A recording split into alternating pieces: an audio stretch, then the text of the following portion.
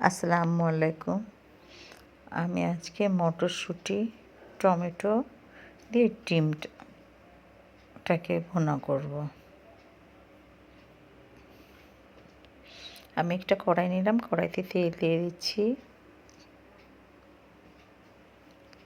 এখানে আমি কিছু পেঁয়াজ ভাজি করে নিব। পেঁয়াজটা ভাজি করার পর এটা আমি উঠায় রাখবো, এটা বেরেস্তা হিসেবে আমি এখানে উঠায় রাখবো। পেঁয়াজটা লাল হয়ে গেছে। আচ্ছা, এবার আমি আবারও তেল দিয়ে পেঁয়াজটা দিয়ে দিলাম রান্না করার জন্য। এখন আমি এটার ভিতরে দিয়ে দিচ্ছি কিউব করে একটু টমেটো কুচি করে রাখছি ছোট করে, এটাকে দিয়ে দিব। দিয়ে আমি একটু নাড়াচাড়া করে নিচ্ছি। এখন আমি মশলাগুলো দিয়ে দেবো, ঝালের গুঁড়ি, হলুদের গুঁড়ি, লবণ, জিরা বাটা, রসুন বাটা, আদা বাটা, সব মশলাগুলি একসঙ্গে আমি দিয়ে দিলাম। দিয়ে আমি এটাকে একটু নেড়ে চেড়ে নিলাম। নেওয়ার পরে আমি মটরশুঁটিটা দিয়ে দিচ্ছি এর ভিতরে।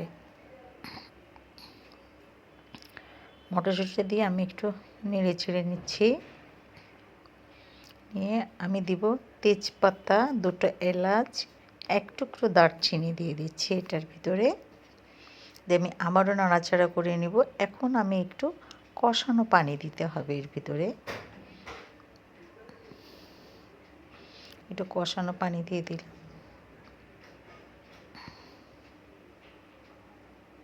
আচ্ছা, আমি একটু এখন ঢেকে দিলাম। এখন আমি আবার আগলা করে এটাকে এবার নেড়ে দিয়ে দিলাম।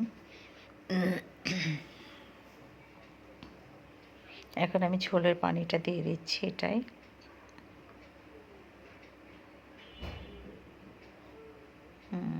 ঝোলের পানিটা দিয়েছি, দেখেন রঙটাও সুন্দর আসছে।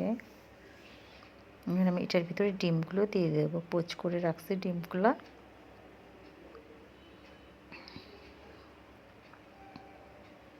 আচ্ছা, একটা ডিম দিয়ে আমি এটাকে এখন ঢেকে দিব। আচ্ছা, এবার দেখি কেমন হচ্ছে।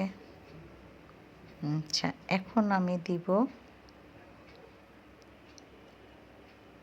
একটু চিনি, 1 চামচ চিনি দিয়ে দিলাম কিন্তু আমি। ছোট্ট চা চামচের 1 চামচ চিনি দিয়ে ধনের পাতা দিলাম। দেওয়ার পরে আমি কিছু কাঁচামরিচ দিয়ে দিচ্ছি ওর উপর থেকে। দিয়ে আমি ঢেকে দিব।